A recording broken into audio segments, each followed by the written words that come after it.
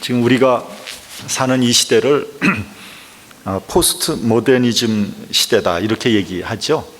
그 포스트 모더니즘이라는 말을 한번 이렇게 해석을 해보면은 후기 현대 시대 이제 그렇게 얘기할 수 있을 겁니다. 근데 현대의 마지막이라는 거죠. 현대의 끝이라는 겁니다. 그러면 다음 세대는 뭡니까? 미래 세대죠. 그럼 다음 세대는 미래 세대라고 불러야 되나? 좀 말이 좀 잘 안 맞죠, 그렇죠? 왜 그렇게 이름을 붙였을까 하는 겁니다. 그것은 아마 이런 이유일 겁니다. 현대는 20세기를 말하는 겁니다. 그러니까 1900년에서 2000년 사이 이게 현대입니다. 이 100년은 인류의 문명과 문화가 정말 찬란하게 꽃을 피운 그런 시대입니다. 산업혁명이 일어났고요. 또 기술 문명이 급속히 발전하면서 일찍이 인류가 경험해보지 못한 그런 경이적인 발전을 이룩했습니다. 인류가 이 세상에 나타난 것이 몇 년 전인지는 확실히 모릅니다. 그렇죠? 우리가 한번 한 20만 년 전이라고 봅시다. 20만 년 전부터 1900년대까지 이룩한 문명, 그거에 비해서 그 1900년에서 2000년 사이에 이룩한 100년 사이에 이룩한 그 문명은 그 이전에 이룩한 문명의 수십 배에 달하는 발전을 이룩한 거예요. 그런데 그 1900년대 말에서부터 나타난 컴퓨터, 이것은 상상을 초월하는 급격한 발전과 변화를 가지고 왔습니다. 여러분들도 아마 느끼실 거예요. 그 컴퓨터 그 기술을 따라가기에 현기증이 날 정도, 그렇죠? 현기증이 날 정도예요. 우리 교회 아직도 셀폰 접는 거 쓰는 거 쓰고 계신 분 있죠? 손 한번 들어보세요.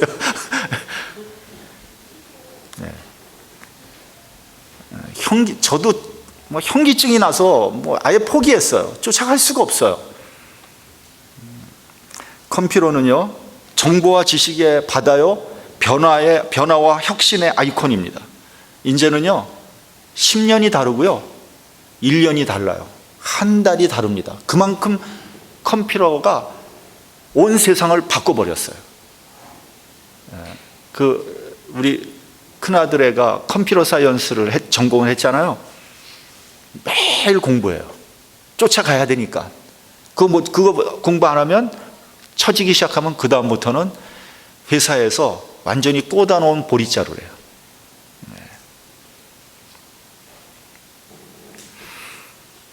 이제는 전쟁도 사이버 전쟁입니다. 상대방의 그 컴퓨터 전산망을 무력화시키면 끝나는 거예요. 그 이상 할 게 없어요. 그걸로 끝나버리는 거예요. 북한은 이를 위해서 사이버 부대 이래가지고 3천여 명을 양성을 해놨다고 합니다. 그래서 얼마 전까지만 해도 한국과 그 미국의 정부 기관, 또 공공기관, 은행 이런 데를 그 사이트를 이제 침범해가지고 굉장한 혼란을 일으킨 적들이 몇 번 있지 않습니까? 한번 상상해 보십시오. 만약에 미국에서 이 컴퓨터 전산망이 어떤 한순간 올스톱이 된다면 어떤 일이 벌어질까? 이거는 상상을 초월하는 일이 일어날 겁니다. 아무것도 되는 일이 없을 거예요. 대혼란이 일어날 겁니다. 그러한 위험한 시나리오의 가능성이 점점 가까이 오고 있는 거예요. 그런 일이 일어나지 말라는 법이 없거든요. 충분히 일어날 수 있거든요. 상상만 해도 끔찍한 얘기입니다. 앞으로 전쟁은 아마 컴퓨터와 로봇이 할 겁니다. 인간은 컴퓨터 뒤에서 조종만 하고 있을 거예요. 그런 시대가 되면 하이텍이 발전하지 못한 나라는 아마 재앙이 될 겁니다. 재앙이. 여기서는 사람이 나가 싸우는데 저기서는 로봇이 나와 싸우는데 그게 말이 안 되잖아요. 그런 일이 앞으로 일어날 거예요. 지금 테러의 우두머리를 죽이는 거에서 가장 중요한 역할을 하는 게 바로 드론이라는 겁니다. 무인기 드론. 그러니까 우두머리가 어디 있다는 정보만 딱 이제 입수하면 스텔스 드론이 뜹니다. 그거는 레이더에도 걸리지 않아요. 언제 갔다 언제 오는지도 몰라요. GPS를 따라서 마치 손바닥에 손금 보듯이 정확하게 가가지고 그 자리에 정확한 그 자리를 타격한다는 거 아닙니까? 죽는 거죠. 그래서 만약에 김정은이 어디 있는 거를 안다면, 정확한 정보만 있으면 드론을 보내서 죽이는 일 별로 어려운 일 아니에요. 그 정보가 없는 게 문제죠.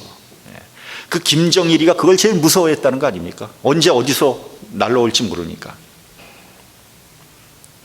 얼마 전에 한국에서 무인기가 북한에서 보냈다고 아주 난리 법석을 떤 적이 한 번 있었죠.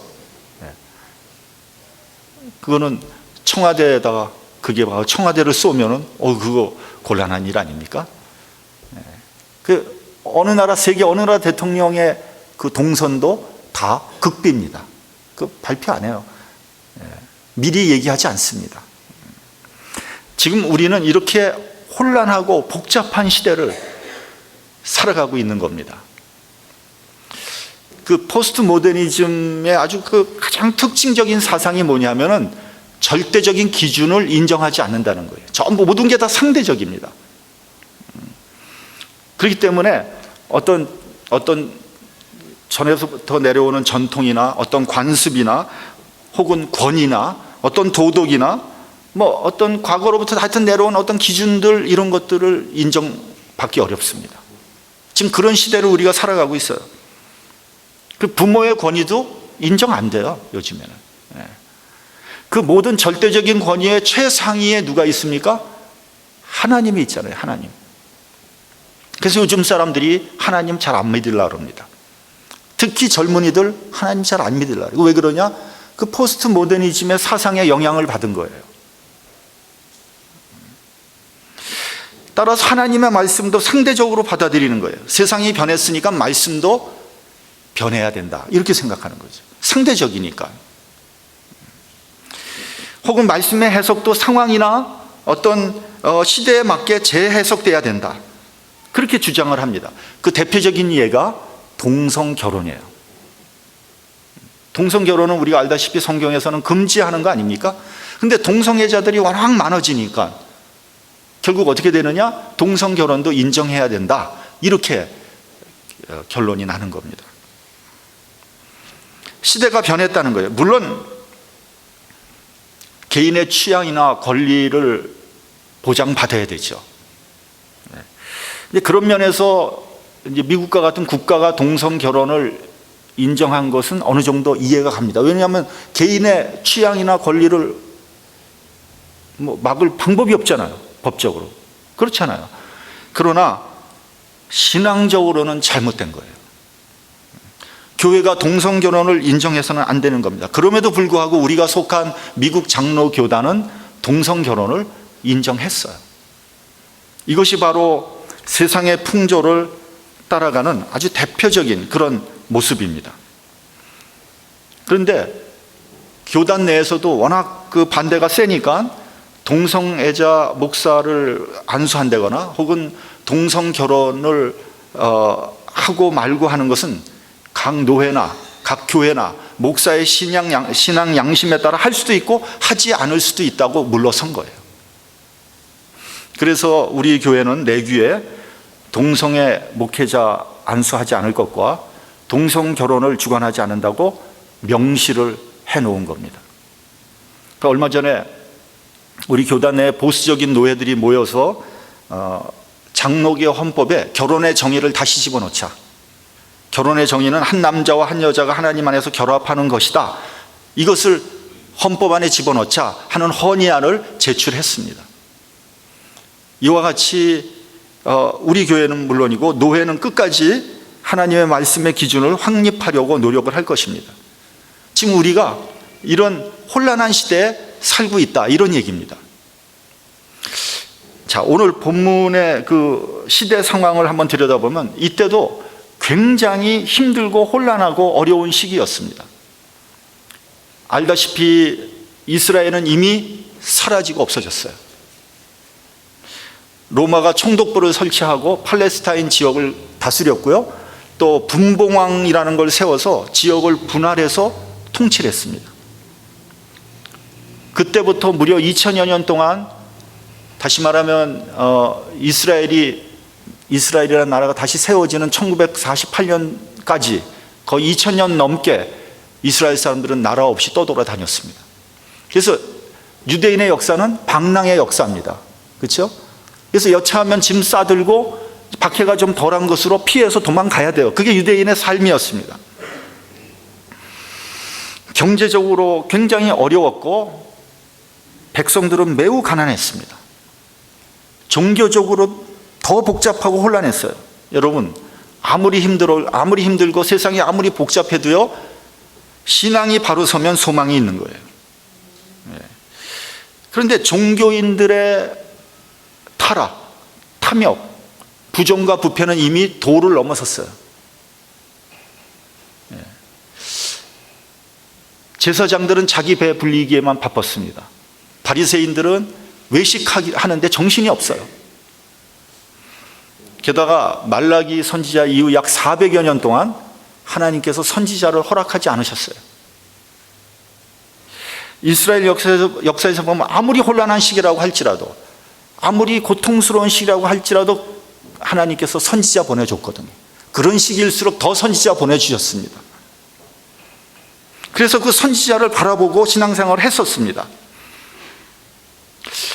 우상이 판을 치고 불법이 횡행하던 시절에도 예외 없이 하나님의 선지자가 나타났어요. 우리가 금요일마다 열왕기 상하를 공부합니다만, 그 영적으로 혼란했던 그 이스라엘의 아합 왕 시대 누가 있었죠? 선지자? 대선지자 엘리야가 있었단 말이죠. 그리고 그 후를 이어서 엘리사가 후계를 했습니다. 바벨론 포로 시절에도 예레미야나 에스겔 같은 선지자가 있었어요. 포로에서 돌아왔을 때 에스라와 느헤미야와 같은 탁월한 영적인 지도자가 있었습니다. 그런데 400여 년 동안 선지자가 없다는 것은 그 시대가 얼마나 암울하고 절망적인 시대였는가를 우리에게 보여주고 있는 겁니다. 근데 그런 와중에 세례 요한이 나타난 거예요. 세례 요한은 약대 털옷을 입고 메뚜기와 석청을 먹었습니다. 석청은 야생 꿀입니다. 꿀. 여러분, 이러한 그 모습은 선지자인 것을 우리에게 보여주고 있는 거죠. 그가 요단강 부근에서 회개의 세례를 전파했습니다. 그리고 이사야 선지자의 글을 인용해서 나는 광야에서 외치는 소리다, 나는 주의 길을 예비하러 왔다 하고 외쳤습니다.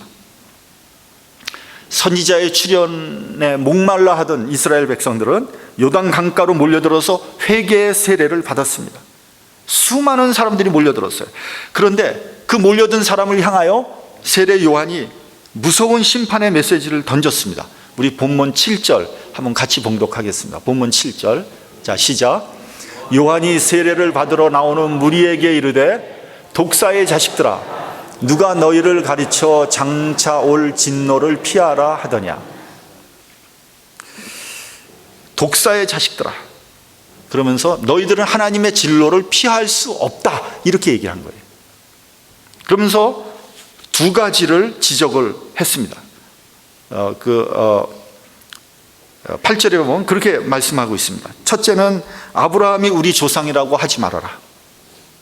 아브라함이 우리 조상이라고 얘기하지 말아라. 여러분, 아브라함은 믿음의 조상이죠.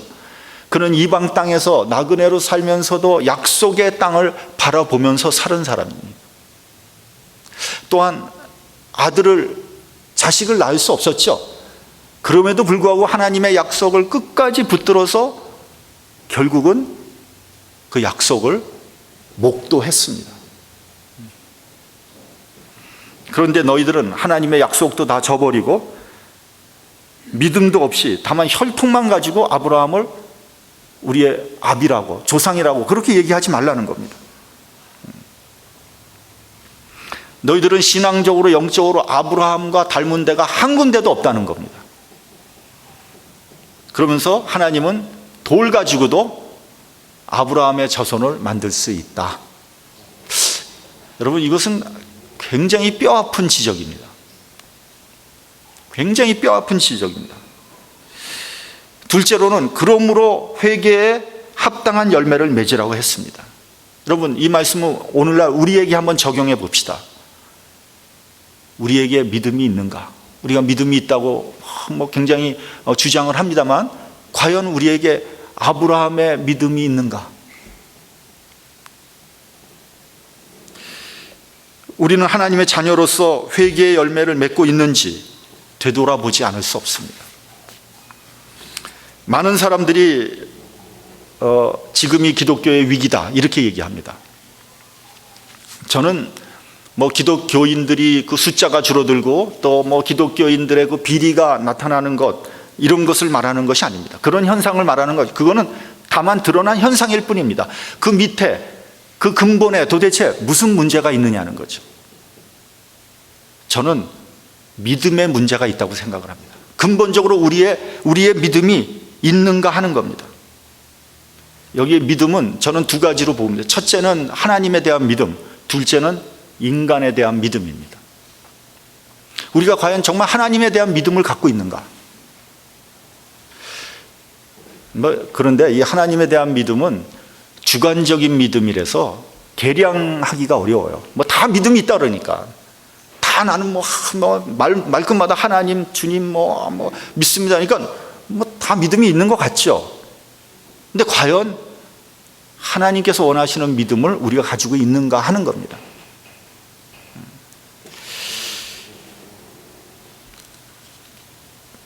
다른 말로 바꾸면요, 우리는 하나님과 한 약속을 성실하게 지키고 있는가 하는 겁니다. 여러분, 우리 하나님하고 약속 많이 하죠. 솔직히 얘기하면 하나님, 저 이런 거 하나님 위해서 이런 거 하겠습니다. 이런 헌신하겠습니다. 내가 이런 일 하겠습니다. 하나님 이렇게 나를 축복해 주시면 내가 이렇게 하나님께 보답하겠습니다. 그런 약속들을 우리가 알게 모르게 많이 하고 있습니다. 과연 그 약속을 지키고 있느냐는 거예요. 그게 하나님에 대한 믿음 아니겠습니까? 시편 15편 4절을 보면요, 하나님께 서원한 것은 해로울지라도 변치 말라. 내가 하나님과 약속을 했더라면 그것이 나에게 불리할지라도 변치 말라는 거예요. 한 가지만 말씀드리도록 하겠습니다. 우리 교회 건축할 때 갑자기 건축했습니다. 왜 그러냐면 우리가 갑자기 쫓겨났으니까. 미국 교회에서 갑자기 쫓겨났거든요. 그러니까 당장 예배 드릴 곳을 찾아야 되는데 막상 찾으려니까 찾을 없더라고요. 편지도 보내보고 교회도 방문해보고 얘기하는데 찾으시질 않아요. 그때 우리가 애들까지 합해서 한 100명 정도 됐거든요. 안 받아들이는 거예요. 하기야 애들이 극성을 부려서 쫓겨나긴 쫓겨났지만 말이죠. 근데 그때 마침 이 교회가 시장에 나온 거예요. 갑자기 나온 거예요. 근데 그때 어떤 생각이 들었냐 하면은, 하나님께서 이 교회 건축하라는 것인가? 근데 갑자기 건축을 했는데 무슨 돈이 있어요? 돈 아무것도 없거든요. 건축원금 하나도 없었어요. 그래서 이거 하나님의 이건 응답인 것 같다. 그래가지고 이제 건축하기로 결정을 하고 이제 우리 성도들한테 다 얘기를 하고 다 동의를 하고 건축을 시작했어요. 그러니까 돈이 없으니까 약속 헌금을 할 수밖에 없었어요. 약속 헌금을. 근데 그 약속 헌금한 거에 한 분들의 한 3분의 1 정도는 지키질 못했어요. 저는 그분들을 지금 비난하고 싶은 생각 요만큼도 없습니다. 그분들이 갑자기 약속 헌금하라 그러니까 하고 싶은 마음은 있었고 했는데 나중에 뒷감당이 안 됐던 거죠.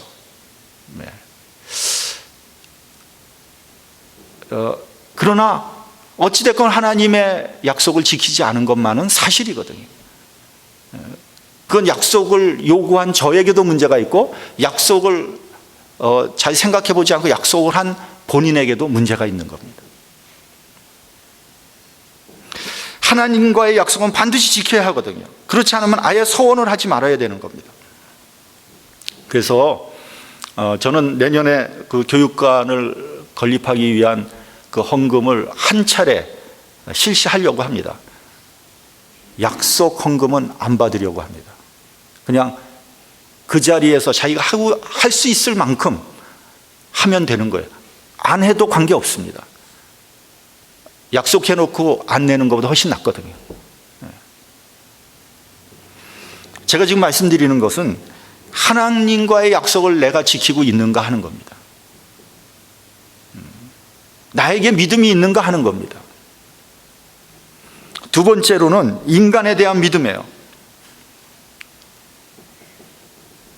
우리 기독교인들이 믿을만한가 하는 겁니다. 우리에게 진실이 있는가? 여러분 스스로 한번 물어보시죠. 나는 믿을만한가? 나도 못 믿는데 다른 사람이 나 믿을만한가? 스스로 한번 물어보시기 바랍니다. 그냥 여러분 대답하지 말고 그냥 속으로만 대답하세요. 여기 서 있는 담임 목사, 여러분 믿을만합니까? 여러분 신실하다고 생각하십니까? 물론 저도 결점이 있고 잘못이 있고 실수가 있습니다. 그러나 담임 목사가 교회를 위해서 헌신하고 희생한다고 생각하고 계십니까? 아니면은 담임 목사가 너무 이기적이고 자기중심적이고 얄팍하다고 생각하십니까? 만약에 어떤 사람이 저에 대해서 어떤 스캔들을 얘기한다면 그 스캔들이 돈에 대한 거, 이성에 대한 거, 명예에 대한 거 여러 가지 있지 않습니까? 스캔들을 어떤 사람이 얘기한다면 여러분은 어떤 반응을 보이시겠습니까? 우리 담임 목사 그럴 수 있는 사람이야. 그런 반응을 보이시겠습니까? 아니면은 그럴 사람이 아니야 하고 쌍지팽이 짓고 말리겠습니까?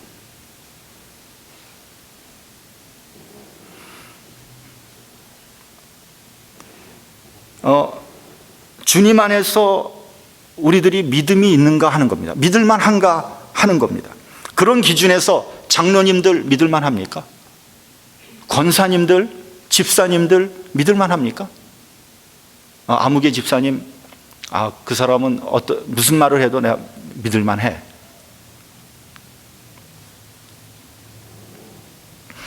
기독교의 위기라는 것은 우리 기독교인이 이 신뢰를 잃어버렸다는 겁니다. 그래서 목사를 믿지 못하고요, 장로를 믿지 못하고요, 집사를 믿지 못하는 거예요. 그래서 교회 내에서 불신이 팽배하고 다툼이 일어나는 거예요. 심지어는 그래서 거기에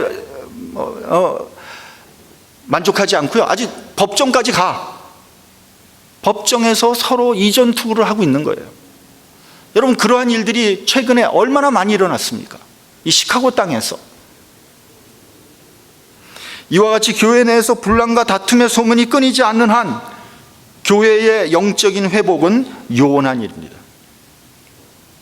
이런 면에서 우리가 정말 회개해야 됩니다. 이건 단순히 회개로 끝나는 것이 아니라 회개의 구체적인 열매를 맺혀야 되는 거죠. 다시 말하면 신뢰를 회복해야 됩니다. 우리 교회가, 우리 교인들이 신뢰를 회복해야 돼요. 말을 한마디 해도 믿을 만한 말을 하셔야 돼요.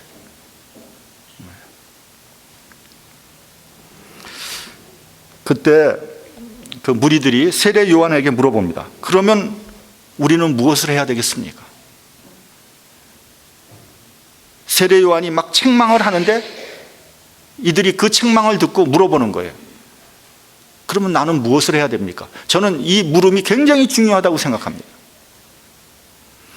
우리가 하나님께 은혜를 받고 하나님의 그 모든 것에 감사하면 그 다음에 우리가 하나님 앞에 물어봐야 됩니다. 그러면 하나님, 나는 뭘 해야 됩니까?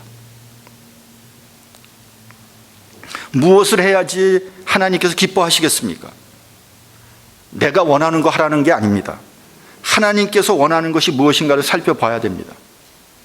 우리는 여태까지 신앙생활하면서 전부 하나님께 요구만 하지 않습니까? 내가 하고 싶은 일, 나한테 유리한 일,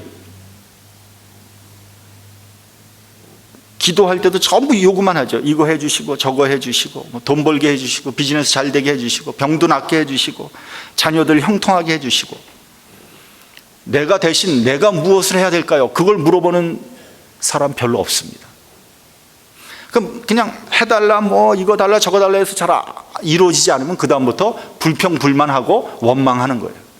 왜 내가 이렇게 부탁을 했는데 안 들어주십니까?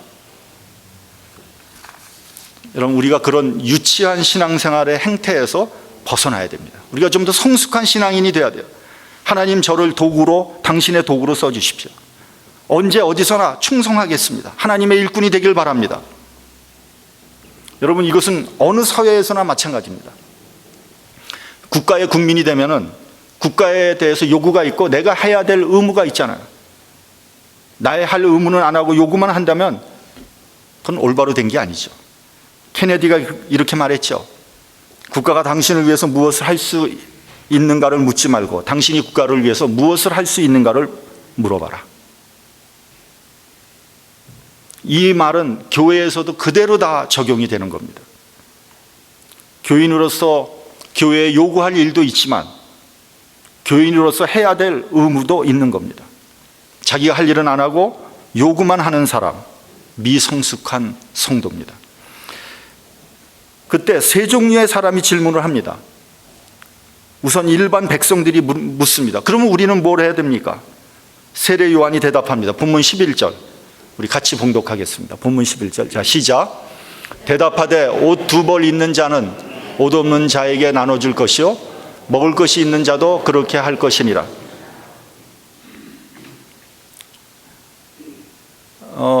돈이 많다고 정죄하지 않았습니다. 가난하다고 책망하지 않았습니다. 다만 우리는 한 공동체라는 것을 강조하는 말씀이에요. 한 공동체에서 어떤 사람은 막 먹을 것이 넘쳐서 배가 터지고 어떤 사람은 먹을 것이 없어서 밥을 굶는다면 그건 말이 안 되는 거죠. 우리 주변에 그런 사람이 있나 한번 돌아보라는 거예요. 그게 너희들이 할 일이라는 거죠. 전 미국에 살면서 미국 사람들에게 제일 부러운 것이 있어요. 뭐냐 하면 나누는 것. 우연히 뉴스를 봤는데 전 세계에서 제일 많이 나누는 사람들 어느 나라 사람인가? 1위가 어디겠어요? 미국의 미국 사람들이 제일 많이 나눈다는 거예요. 네. 우리 한국 54위. 아시아에서 뭐 태국보다도 떨어지고 뭐 싱가포르보다 떨어지고 어디 필리핀인가 어디보다도 떨어지고, 하여튼 이 정도로 우리가 이웃을 생각하지 않는구나 느꼈습니다.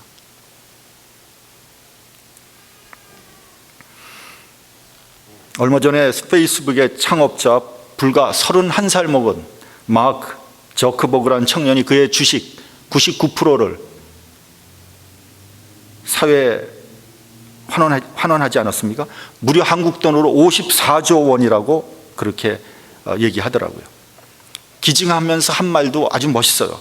그의 갓난 딸이 더 좋은 세상에서 살게 하려고 이 돈을 사회에 기증한다는 거예요.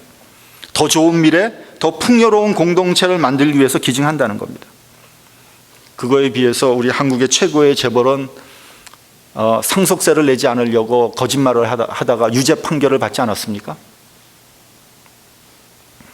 여러분, 우리는 한 배를 탔다는 것을 깨달아야 됩니다. 더구나 우리가 한 교회를 섬긴다면 아무리 어렵고 힘들더라도 우리 주변에 나보다 더 힘든 성도들을 배려하는 그런 관심을 갖는 그런 마음이 필요합니다. 그렇지 않으면 우리는 그리스도 안에서 한 형제자매가 아닙니다. 둘째로 이번엔 세리들이 물어봤습니다. 세례 요한이 이렇게 대답합니다. 정해진 세금만 받아라. 그 당시 세리들은 뭐 이런저런 이유를 대서 세금을 많이 걷어들였습니다. 근데 그렇게 하지 말라는 거예요. 공평하게 해라. 여러분, 공평은요 누구나 다 똑같은 게 아니죠. 많이 버는 사람 많이 내는 거고 적게 버는 사람 적게 내는 거예요. 벌지 못하는 사람은 도와줘야 되는 거예요. 그게 공평해요. 그 일전에 스웨덴의 어떤 그 대기업의 CEO가 고급 승용차를 타고 가다가 스피드 티켓을 먹었어요. 근데 여러분 그 벌금이 얼마인지 아세요? 벌금이요 10만 달러가 넘었어요. 스피드 티켓 한 장에. 보통 사람의 벌금이 100불이라면 너는 1000배 잘 사니까 1000배 내라. 10만 달러가 넘었어요. 1억이 넘었어요. 그래서 제가 그거 보고 야 스웨덴답다. 그게 공평이다 이런 얘기예요. 셋째로 이번에는 군병들이 물어봅니다. 우리는 무엇을 해야 될까요? 강포하지 말라, 무소하지 말라, 요를 족한 줄로 알라 했어요. 이 말은 재물을 함부로 뺏지 말고 이유 없이 고소하지 말고 받는 월급을 족한 줄 알라 이런 얘기입니다. 자, 여러분은 이 세례 요한의 대답에 대해서 어떻게 생각하십니까? 이 세례 요한의 처방에 대해서 여러분 어떻게 생각하시냐고요? 너무 평범한 얘기 아니잖아요. 너무 평범한 얘기잖아요. 너무 싱거운 얘기잖아요. 그 별로 임팩이 없는 얘기 아닙니까? 당연한 얘기? 하나님께서 좋아하시는 게 그게 답니까? 좀 더 심오하고 뭐 좀 영적이고 철학적이고 이런 거 없습니까? 저는요, 우리의 신앙에 거품이 굉장히 많다고 생각합니다. 거품을 걷어들여야 돼요. 아니, 내 이웃도 돌보지 못하면서 무슨 심오한 영적인 진리를 찾습니까? 그렇잖아요? 아니, 공평하지도 못하면서 뭐 하늘에 뭐 지식을 얻으려고 그래요? 무슨 면벽수도 하고 뭐 금식하고 고행을 해야지 뭐 더 영적으로 깊은 겁니까? 여러분, 하나님은 우리 삶 속에서 믿음의 열매가 나타나기를 원하시는 거예요. 신명기 30장 11절 이하에 보면 이렇게 말씀하고 있습니다. 내 명령은 네게 어려운 것도 아니요 먼 것도 아니라 하늘에 올라가서 그 명령 가져오라는 것도 아니고 바다 밖에 있는 것을 가지고 오라는 것도 아니다. 여러분, 신앙이 어려운 게 아닙니다, 여러분.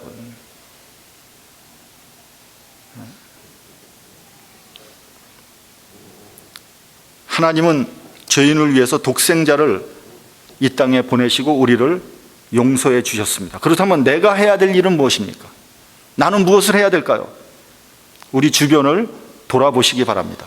나의 도움이 필요한 사람은 없는지, 내 기도의 그 후원을, 중보를 필요로 하는 사람은 없는지, 내가 보듬어 줘야 될 그런 사람은 혹시 없는지, 내가 화해하고 용서해야 되는 그런 대상은 없는지, 한 해를 보내면서 성탄의 의미를 생각하고 스스로에게 물어보는 우리 각자가 되기를 주님의 이름으로 축원합니다. 기도하겠습니다. 예, 그 성화를 좀 한번 띄워주시기 바랍니다. 잘 보이나요? 예, 보이세요? 그 예수님의 그 성화, 특별히 이 성화는 윌리엄 홀만 헌트라는 사람이 그린 성화입니다.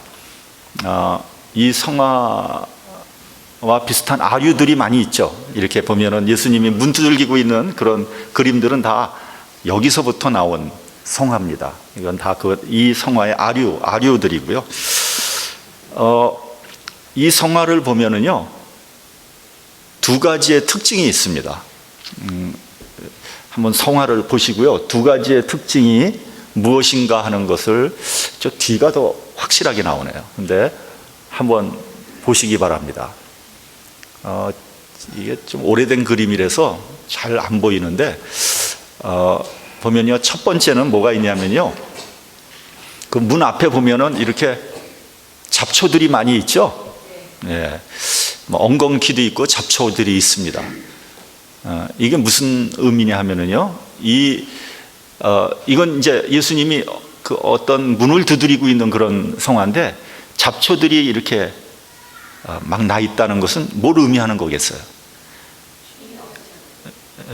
이 문은 뭐 거의 열리지 않았던 문이라는 거죠. 그리고 아마 한 번도 열어보지 않은 닫힌 문이라는 걸 우리는 알 수 있습니다.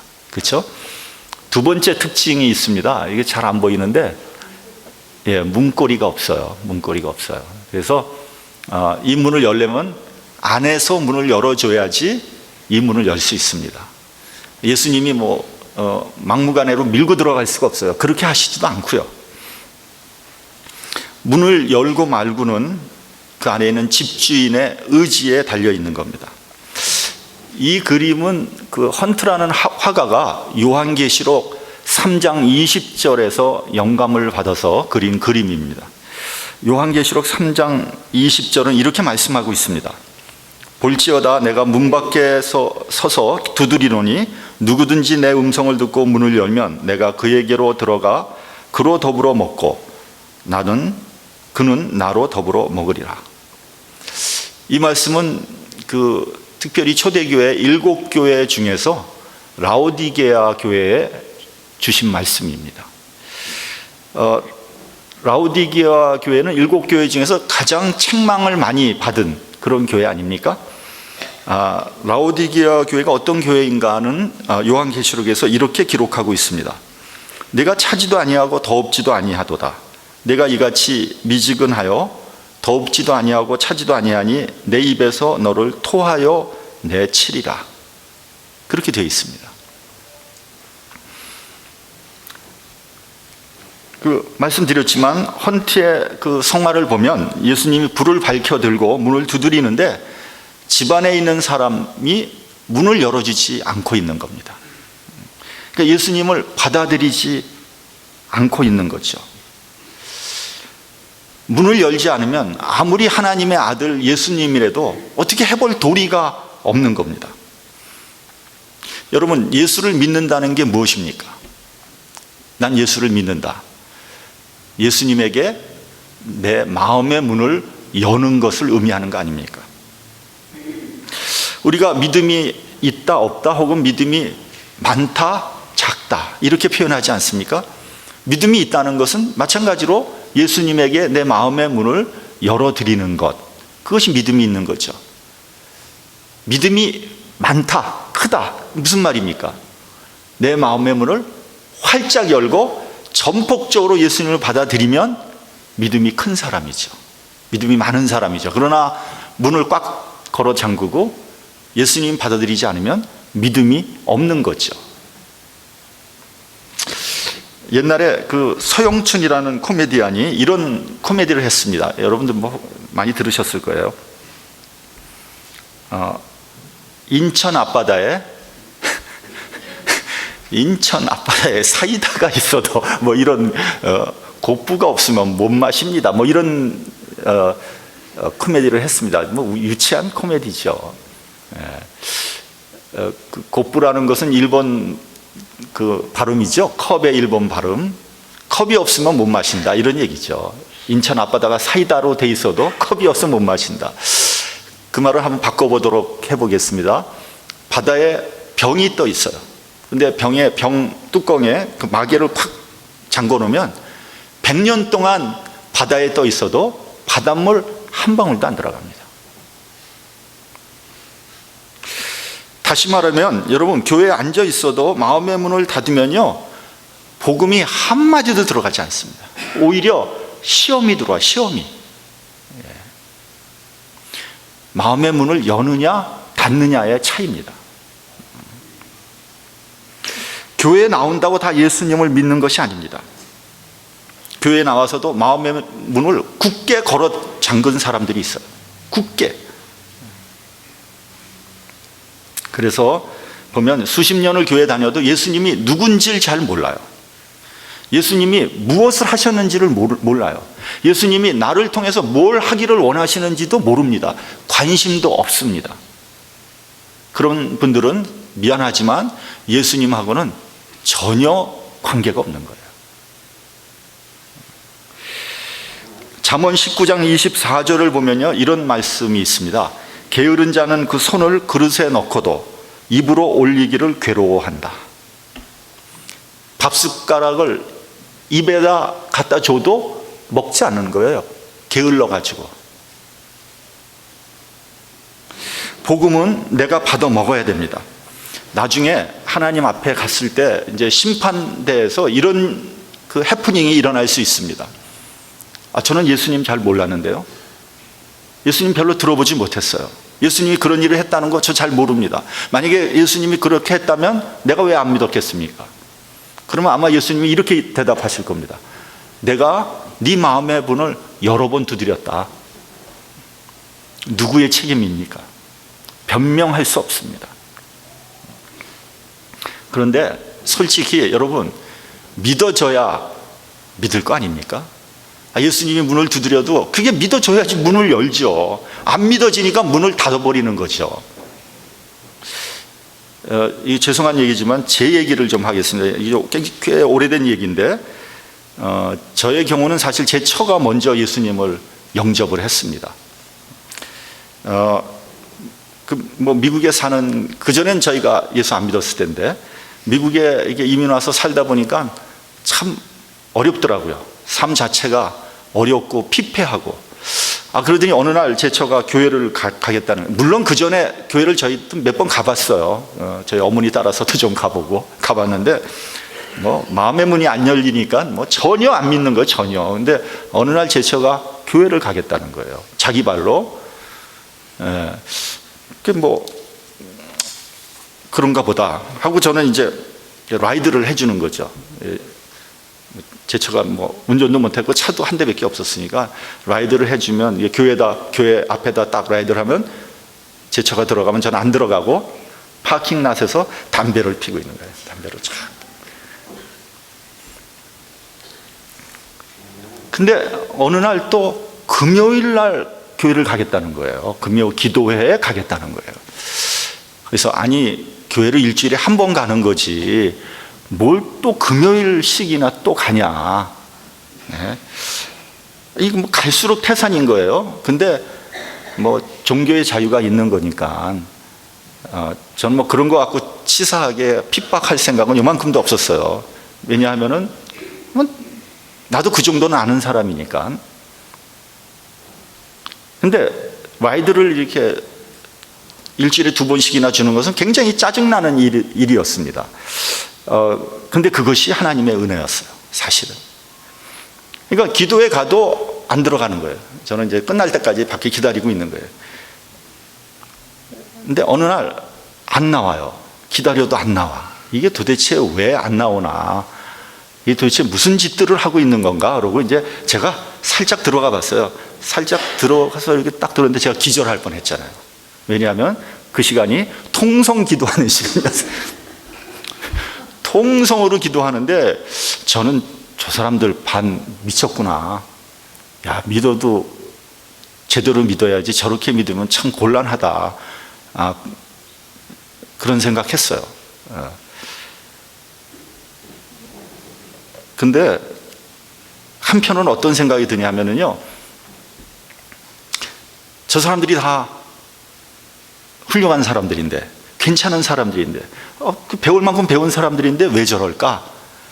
저 사람들이 나보다 나은 사람들인데 저렇게 하는 데는 뭔가 이유가 있지 않겠나 하는 생각이 드는 거예요.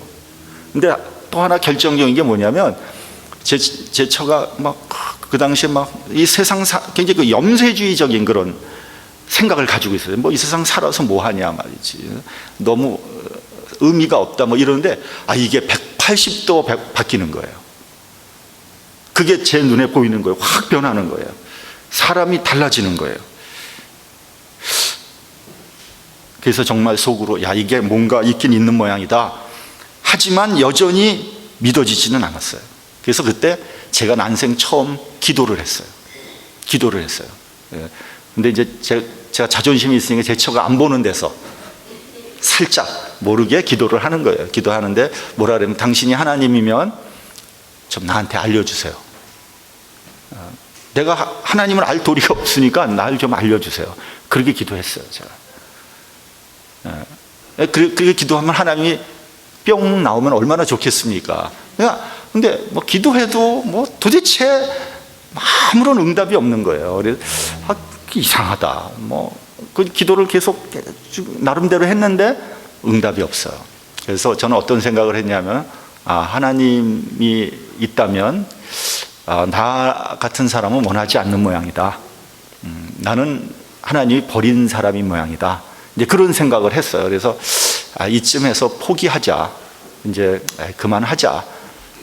그렇게 생각하는 때 어느 날 하나님께서 저한테 불로 임하셨어요. 제가 이 얘기를 왜 하냐면 마음의 문을 내가 열어야 된다는 거예요. 내가. 그러니까 제가 믿지 못했지만 하나님 앞에 제가 만나기를 간구했거든요. 그걸 하나님께서 긍휼히 보시고 불로 임하셨어.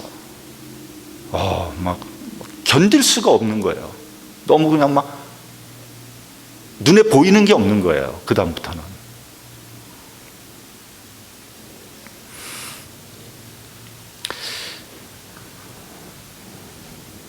내 마음의 문을 열어야지 주님께서 내 안에 들어오시고요, 내가 주님 안에 있음을 깨닫게 된다는 겁니다. 제가 어떤 분에게 물어봤어요. 왜 교회 나오지 않으십니까? 그분이 뭐라 그러냐면요, 자기가 한번 믿으면 확 빠지게 될까. 자기 성격이 그렇대. 한번 뭐 하면 확 빠지는 성격이라서 그래서 교회를 못 나온다는 거예요. 이거 무슨 말을 해야 됩니까? 너무너무 안타까운 거예요. 그러니까 문 걸어 잠그고 예수님 못 들어오게 하고 있는 거예요. 그러니까 예수님 못 만나죠. 만날 수가 없어요. 예수를 믿는다는 것은 우리의 마음의 문을 여는 겁니다. 그러면 예수께서 들어와 나와 더불어 먹고 나도 예수님과 함께 먹을 것입니다. 그것을 본문에서는 뭐라고 표현했냐면 영접한다, 이렇게 표현한 겁니다. 우리 본문 12절 같이 봉독하겠습니다. 본문 12절. 자, 시작. 영접하는 자 곧 그 이름을 믿는 자들에게는 하나님의 자녀가 되는 권세를 주셨으니, 영접을 하면 하나님의 자녀의 권세를 주신다고 했습니다. 이것은 기독교의 핵심적인 교리입니다. 저는 교리라는 말을 별로 좋아하지는 않지만 그러나 달리 표현할 방법이 없어요. 이건 정말 핵심적인 교리입니다. 하나님의 자녀가 되기 위해서 뭐 어떤 자격이나 어떤 공로가 필요한 게 아니에요.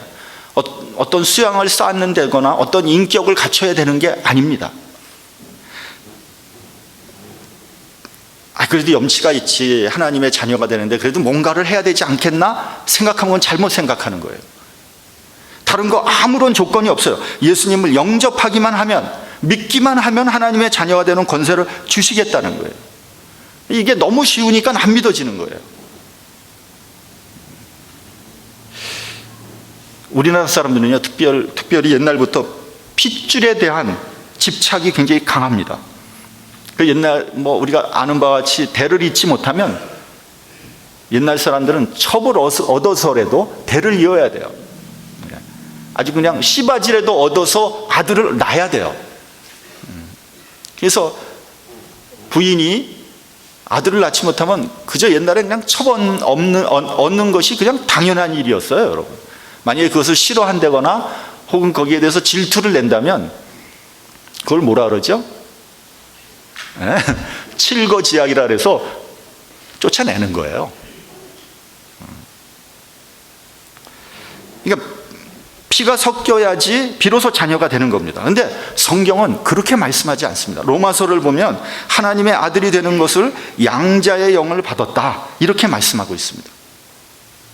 서양 사람들은요, 그래서 그런지 피가 섞이지 않아도, 심지어는 인종이 다르고 피부색이 다르더라도요, 양자로 받아들이면 정식 자기의 자녀로 받아들이는 거예요. 그 친자 양자 구분이 별로 없어요. 그 사람들은 피가 중요한 게 아니에요. 다 같은 자녀입니다. 일전에 TV에서 미국 백인 부부가 이제 중국에 있는 갓난 아기를 입양하는 것을 제가 TV에서 잠깐 봤습니다. 이 부부가 이제 중국으로 날아가서 그 입양을 기다리는 갓난 아기들이 이게 쭉 여럿인데 그 중에 하나를 딱 지명을 합니다. 쟤를 픽업을 하겠습니다. 그럼 걔하고 같이 사진 찍고요. 아직 갓난 아기예요. 사진 찍고 며칠 있으면서 걔를 보기도 하고 이제 정을 붙입니다. 그리고 이제 다시 미국으로 돌아갑니다. 그리고 아이 사진을 머리맡에 놓고 시간이 날 때마다 들여다보고 아기가 오기를 손꼽아 기다리는 거예요. 수속을 다 마치고 난 다음에 다시 아이를 데리러 중국으로 가요. 가서 아이를 만나서 품에 안았습니다. 그러더니 막 눈물을 흘리는 거예요. 저는 그것을 보고 깜짝 놀랐어요. 아니, 언제 봤다고 도대체 눈물을 흘리냐? 자기 피도 아닌데 저렇게 눈물을 흘리는 건 좀 오버 아닌가? 근데 그 사람들 정말 뭐 잃어버린 아기를 찾은 것처럼 그렇게 눈물을 흘리더라고요. 전 그거 보고요, 야, 이거 저 사람들 우리하고 정말 굉장히 다르구나. 자녀가 된다는 것은, 하나님의 자녀가 된다는 것은 바로 그런 겁니다. 영접하는 순간 바로 등록하는 것이고 인침을 받는 거예요. 진짜 자녀가 되는 겁니다. 그래서 본문 13절에 보면 이렇게 되어 있습니다. 이는 혈통이나 육정이나 사람의 뜻이 아니고 오직 하나님께로서 난 것이다. 하나님의 자녀가 되는 것은요, 뭐 어떤 혈통이나 육정이나 인간적인 방법으로 되는 게 아니라는 거예요. 하나님으로부터 난 것입니다. 그렇기 때문에 과거의 나는 별로 중요한 게 아니에요. 그거 잊어버리시기 바랍니다. 내가 하나님의 자녀가 됐다면 나의 과거, 나의 배경, 나의 경력, 나의 생활, 옛 버릇, 풍습, 제도, 핏줄, 그거 중요한 거 아니에요. 다 잊으시기 바랍니다. 그것은 하나님 안에서 아무런 소용이 없습니다. 과거의 나는 죽은 거예요. 이제 새로운 내가 된 것입니다. 그래서 고린도 후서에는 누구든지 그리스도 안에 있으면 새로운 피조물이라. 이전 것은 지나갔으니 보라, 새 것이 되었도다. 그래서 우리가 진짜로 예수님을 영접하고 하나님의 자녀가 되고 나면요, 세상 것들이 시시하게 느껴집니다. 과거에 그렇게 연연하고 집착했던 것들이 우습게 보여요. 그러니까 보는 관점이 달라지는 거예요. 새로운 관점이 생깁니다. 가치관의 변화가 생기는 거예요. 세상을 보는 눈이 달라지는 거예요. 소망이 달라져요. 세상적인 관점이 신령한 관점으로 바뀌는 거예요. 그런 근본적인 변화가 없으면요, 제대로 변화된 거 아닙니다. 그런 가치관이 바뀌지 않으면 하나님의 자녀가 되었는지를 내 스스로 한번 다시 생각해 봐야 됩니다. 이 본문 14절 같이 봉독하겠습니다. 본문 14절. 자, 시작. 말씀이 육신이 되어 우리 가운데 거하심에 우리가 그 영광을 보니 아버지의 독생자의 영광이요 은혜와 진리가 충만하다. 말씀이 육신이 되었습니다. 하나님께서 우리와 같은 인간이 되신 겁니다. 이거는 우리 기독교의 최고의 진리입니다. 하나님께서는 보좌에 앉으셔서 문제를 해결해 주신 게 아니에요. 당신이 직접 인간의 모습으로 내려오신 겁니다. 우리의 입장이 되신 거예요. 여러분, 우리가 굶어보지 않고는 배고픈 사람의 고통을 모릅니다. 여러분, 우리가 아파보지 않고는 아픈 사람의 그 고통을 모릅니다. 우리 공산당을 경험하신 분들이 늘 하시는 말씀 있죠? 공산당 치하에서 고난을 받아보지 않고는 공산당이 얼마나 나쁘다는 것을 모른다는 거죠.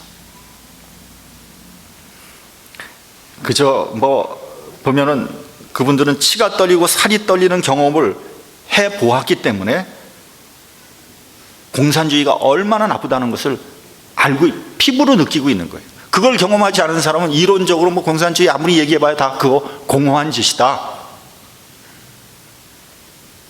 마찬가지로 예수께서 인간이 되셨습니다. 그것도 가장 약하고 비천한 모습으로 오신 거예요. 허름한 여관에서 방이 없어서 말구유에서 태어나셨습니다. 그리고 십자가에서 우리를 위하여, 더 구체적으로 나를 위하여 죽음을 당하셨습니다. 그러므로 여러분, 십자가에 달리신 예수를 무능하고 나약하고 미련하게 봐서는 안 됩니다. 믿지 않는 사람들 예수님의 사랑을 어리석게 봅니다. 진실을 나약하게 봅니다. 선을 무능하게 봅니다. 그렇지만 하나님의 자녀라면 십자가에서 감당할 수 없는 하나님의 사랑이 느껴져야 되는 거죠. 놀라운 은혜를 깨닫게 됩니다. 하나님의 자녀가 된 순간 그 큰 사랑이 물밀듯이 마음속으로 밀려 들어오는 거예요. 제가 하나님을 만나고 난 다음에 그 하나님의 사랑이 막 물밀듯이 밀려와가지고 감당할 수가 없었어요. 그럼 매일 울면서 지냈어요. 제가 성경 보면서 울고 뭐 기도하면서 울고. 왜 그렇게 눈물이 났는지 몰라요. 생각해보면 하나님의 사랑이 내 마음속에 물밀듯이 들어온 거예요. 그래서 두 손 들고 주님 앞에 나갈 수밖에 없습니다. 그리고 그렇게 사랑을 깨달은 사람들은 인생의 우선순위가 바뀌게 되는 거예요. 내가 이렇게 살 수는 없지. 내가 하나님 자녀답게 살아야지. 성령 충만해지는 거예요. 그건 당연한 귀결입니다. 그것을 본문에서는 은혜와 진리가 충만하다고 그렇게 표현을 한 겁니다. 어떤 사람이 나는 왜 그리스도인이 되었는가라는 간증을 남겼어요. 그는 이렇게 썼습니다. 길을 가다가 이제 그 험한 산길을 가다가 실수해서 미끄러져 가지고 낭떠러지에 휙 떨어졌어요. 이 사람이 떨어지다가 어떻게 다행히 낭떠러지에 있는 나무를 붙잡은 거예요. 살은 거야. 근데 손에서 힘은 점점 빠지고 이건 뭐 누군가 자기를 구해주지 않으면 떨어져서 죽을 수밖에 없어요. 근데 마침 위에 보니까 어떤 사람이 지나가는 거예요. 그래서 여보세요 나 좀 구해주세요. 그러니까 이분이 물끄러니 들여다보면서 뭐라 그러냐면 아이고 이 일을 어쩌나 아무래도 당신은 전생에 무슨 많은 죄를 지은 것 같으니까 참회하고 저승으로나 가게. 그러면 내세 좋은 인연으로 태어날 걸세. 그러고 휙 지나가 버렸어요. 그 또 매달려 있다 보니까 또 한 사람이 지나가는 거예요. 또 외칩니다. 여보세요 나 좀 살려주세요. 나 지금 죽게 생겼습니다. 그분이 또 물끄러니 바라보더니 뭐라 그러냐면 인생이란 아차하면 실수하는 거니까 이번 일을 거울 삼아서 다시는 그런 실수하지 말게나 그러면서 그냥 휙 가버렸어요. 이제 다 죽게 생겼어요. 보니까 한 사람이 또 지나가요. 이 사람이 필사적으로 소리를 지릅니다. 여보세요 나 좀 살려주세요. 세 번째 사람이 보더니 아이쿠 큰일 났군요 하면서 어디 가서 그냥 밧줄을 구해가지고 나무에 메고 자기한테도 메고 자기가 직접 내려와서 그 사람을 구해줬다는 거예요. 그는 이렇게 비유했습니다. 첫 번째 사람은 석가모니 부처님이고 두 번째 사람은 공자님이고 세 번째 사람은 내가 만난 예수 그리스도입니다. 예수님은요 높은 보좌에 앉아서 구원의 방법을 가르쳐 주지 않았어요. 이렇게 하면 살 것이라고 지시해 주지도 않았어요. 왜 죄를 지었느냐고 책망하거나 정죄하지도 않았어요. 친히 사람의 몸으로 오시고 섬기고 대신 십자가를 지신 겁니다. 이것이 성탄절의 의미입니다. 그 큰 은혜를 누가 감히 헤아릴 수 있겠습니까? 여러분, 주님을 영접하지 않으면 이 하나님의 큰 사랑을 이해하지 못합니다. 예수 그리스도의 은혜도 알지 못합니다. 근데 말이죠, 희한한 것은 뭐냐면요, 예수를 영접하지 않으면 예수를 반대하고 핍박한다는 거예요. 여러분, 예수 믿지 않는 사람들이 그냥 안 믿는 게 아니에요. 은근히 미워하고요, 시비 걸고요, 공격합니다. 제가 옛날에 그랬거든요. 제가 예수 믿지 않을 때 예수 믿는 사람들 은근히 꼴 보기 싫더라고요. 은근히. 네. 물론 그 사람들이 저한테 잘못한 건 하나도 없어요. 근데 오히려 그 사람이 더 착했어요. 참 모범적이었어요. 그런데 꼴 보기 싫어요. 이상해요. 그래서 왜 꼴 보기 싫어? 저 사람들 괜히 잘난 척하는 것 같아요. 그리고 가식 떠는 것 같아요. 남자가 특히 예수 믿어서 이러면 이제 그러지, 여자 같아요. 담배도 피우고 술도 이게 뭐 하는 짓이냐 도대체. 화통하지 못하게.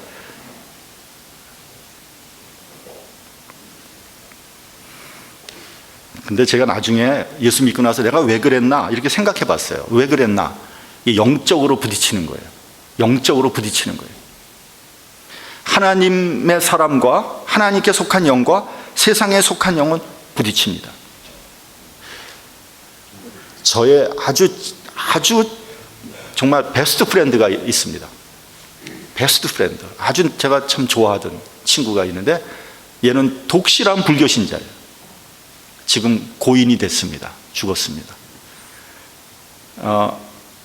이제 저는 미국에 와서 은혜 받고 신학교를 가고 이제 목사가 되기 전에 한국을 방문했어요. 근데 한국 방문해서 제가 그 친구를 꼭 한번 만나고 싶었어요. 그래서 어떻게 연락을 해서 만났습니다. 근데 이 친구도 저에 대한 소식을 이미 다 들었어요. 제가 이제 미국 가가지고 신학교 가가지고 지금 뭐 목사가 되려고 한다 뭐 이런 얘기 들었어요. 둘이 만났어요. 저하고 만났을 때부터 분위기가 심상치 않아. 맹맹한 거야. 뭐 이런저런 이야기 하고 이제 헤어지는데 이 친구가 저한테 절교를 선언하더라고요. 제 마음이 굉장히 아팠어요.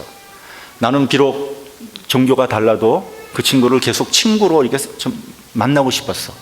가능하면 뭐 될지 안 될지 모르지만 좀 예수님을 좀 얘기해 주고 싶었어. 근데 그냥 절교를 선언하는 거예요. 어떻게 하겠습니까? 방법이 없잖아요. 왜 그렇습니까? 부딪히니까. 영적으로 부딪혀요. 그 친구는 우리나라, 걔 할아버지가 우리나라의 고승이에요. 고승. 그러니까 아주 불교 중에서도 왕불교. 네.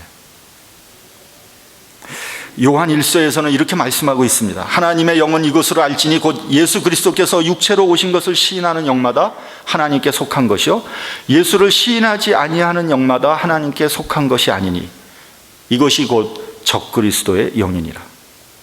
그래서 여러분, 어떤 한 가정에서 처음으로 예수 믿는 사람 굉장히 핍박받습니다. 여기저기서 막 방해 들어옵니다. 어떻게든지 예수 못 믿게 합니다. 교회 가는 거 방해합니다. 여러분, 한번 불신자 한번 전도 한번 해보세요. 얼마나 방해가 심한지 모릅니다. 꼭 교회 데려가려고 그러면 무슨 일이 일어나. 못 가게 해. 자가 여러 가지. 그거 극복하지 못하면 예수 못 믿어요. 왜요? 부딪히니까.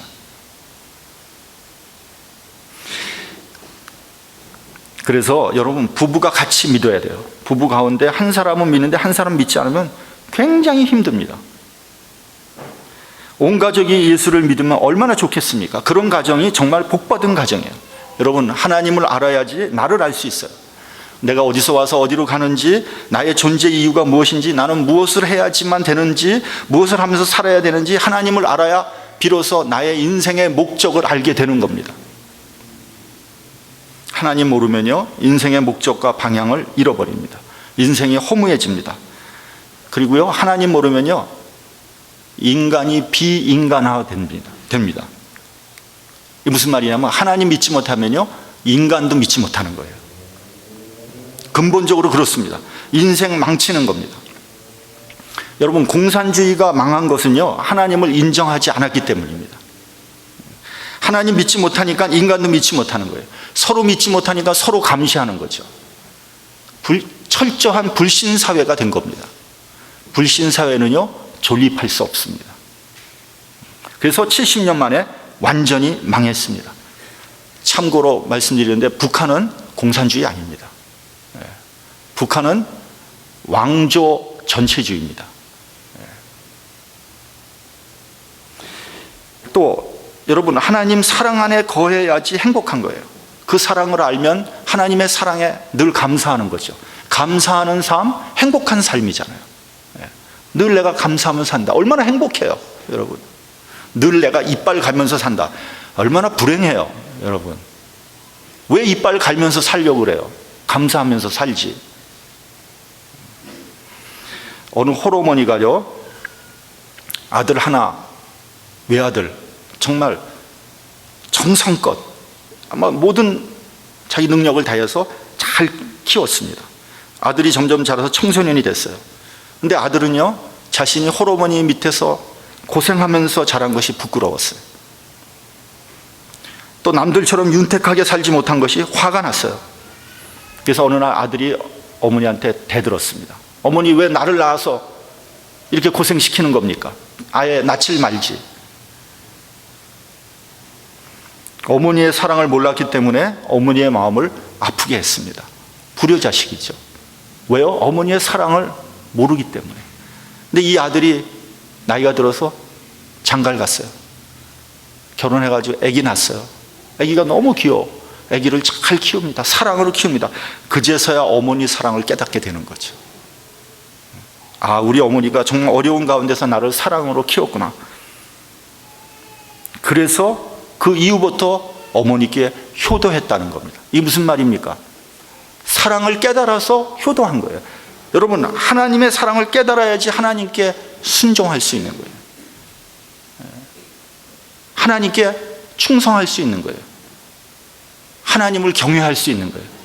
하나님의 사랑 깨닫지 못하면 절대 하나님 경외 못합니다. 절대 충성 못해요. 성탄의 계절입니다. 인간의 모습으로 오신 예수 그리스도를 영접하고 그의 주권을 인정할 때 우리는 그의 자녀가 되는 겁니다. 나의 마음의 문을 열고 나의 마음의 문을 열 때 예수님이 나와 함께 하시고 나도 예수님과 함께 할 수 있는 겁니다. 그 거룩한 축복이 여러분과 여러분의 가정에 충만하기를 주님의 이름으로 축원합니다. 기도하겠습니다.